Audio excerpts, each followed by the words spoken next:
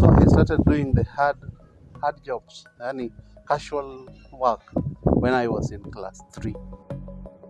It happens that when I was born, I found myself in Bomet. It was Bomet district by then. Tanai division, Kipsimbol, Gelegele locations. That is in Rift Valley. So my first mother tongue, or I can say, I come from Kisumu County, Nyakach, but I started speaking Kipsigis because that is where I was born. I found myself interacting with their kids and everyone. So my dad used to be a tailor, and my mom used to be a casual laborer.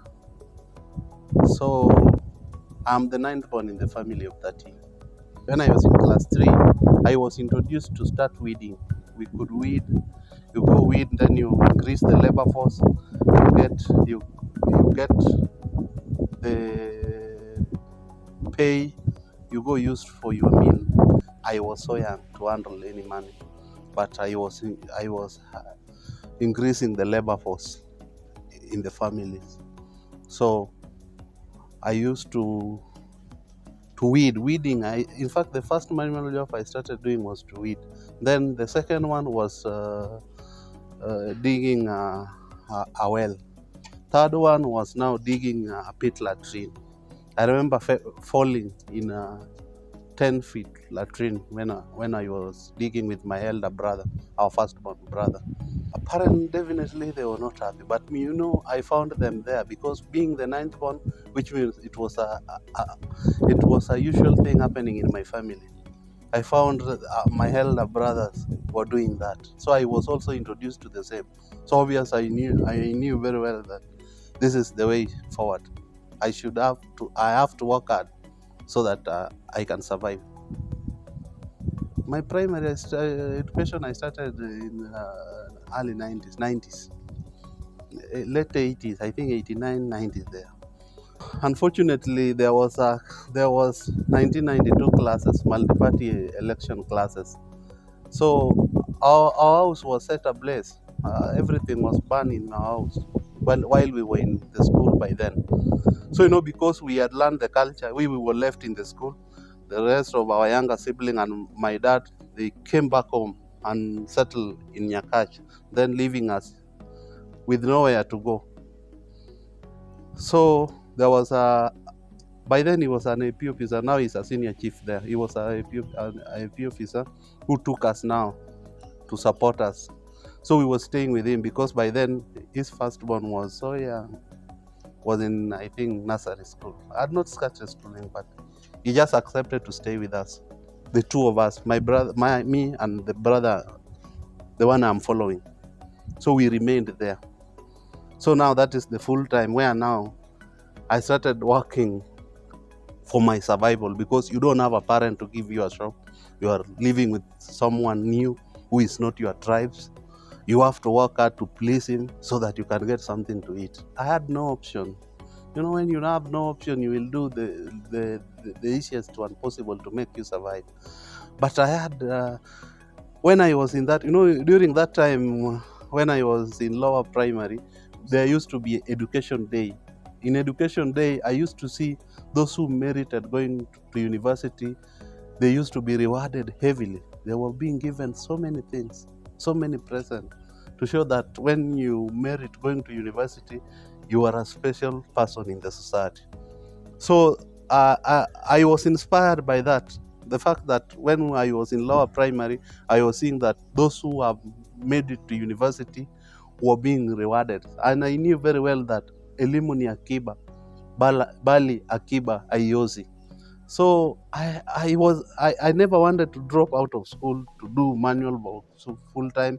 I just wanted not to be paid, though to work for that person, to get shelter, basic needs, shelter and food. I used to wake up very early in the morning at 5, milk over 20 dairy animals, rush to the roadside to take so that the vehicle can take the milk to KCC.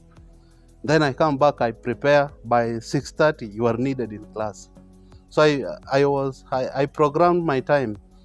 After milking, putting on the back of the donkey, loading it to the donkey, rushing it to the roadside, come back, prepare, rush to school. And I used to be in top 5. I think most of the time I used to be number 1. I was okay in class. And I think it was just a miracle because I had no textbook. I had only exercise books, and I was just using whatever the notes the teacher is giving on the board because I couldn't even afford a slippers. I used to walk barefoot. The teachers used to organize even for tour. There's no single day I managed to go to pay the amount needed. There's no single day. I think when I started stepping in the first high school is when I had a full school uniform. There's no single day I managed purchasing new full school uniform. I used also to wait. When I reached class 6 or 7, I used to wait for those class 8 who have sat for KCPE. Then I pay them something small. They give me their uniform. So I used to survive that way. There's no single day I repeated in the same primary school because I was avoiding humiliation. You were the best, you pass, your colleague, the people you defeated have gone to high school, you are coming back to repeat. So I used to go to new places because when you are in new places, you have new environment. When those people will get to learn about you, you are almost sitting for your KCPE and then you go. I was in Kipsimbol Primary School. That was 1998. This was my first attempt KCPE. I scored 478, admitted to Kabianga High School. This was 1999, Rongo Primary School. I scored over 500 marks, admitted to Kanga High School. Memorable story is, I think I was an athlete by then. I used to compete up to division level. 2001, I was in Kanga High School. So this is 2002. I was in Kitere Primary School. I scored 387, admitted to Rapogi High School. I didn't join due to lack of school fee. In 2003, I went to Sony Suga Primary. I scored 399, admitted to Rapogi High School. 2004, I went to Rangwe Junior Academy. I lost the particulars. I scored 434. I joined Maseno School in 2005 and 2006. 2008, I went back to Agorosare. This is Agorosare. I scored 397. I was admitted at Maranda High School. I didn't go due to lack of fee. I went to Aldorebi Junior Academy. I scored 401. I was admitted at Kapsabet Boys High School. 2010. This is Agape Junior Academy. I scored over 400 marks still. I was admitted at Maranda. This was my final attempt, the 9th attempt.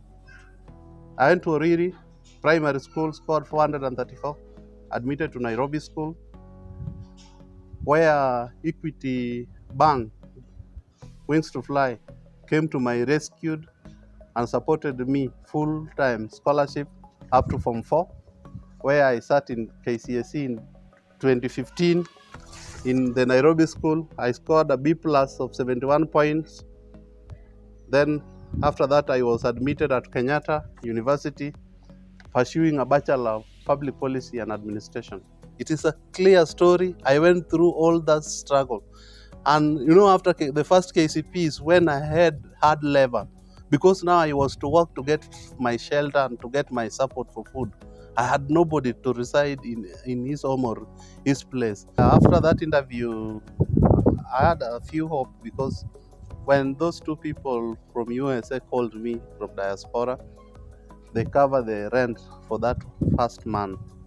One of them promised to look for me scholarship after graduation if I can go pursue masters in USA. And I'm hoping for the best. If that thing will be true, I'll be okay to pursue my degree up to PhD level. After graduating from KU, my expectation, I went through a lot of problems in life because I could not explain everything here. I can explain in writing because I'm also doing a book.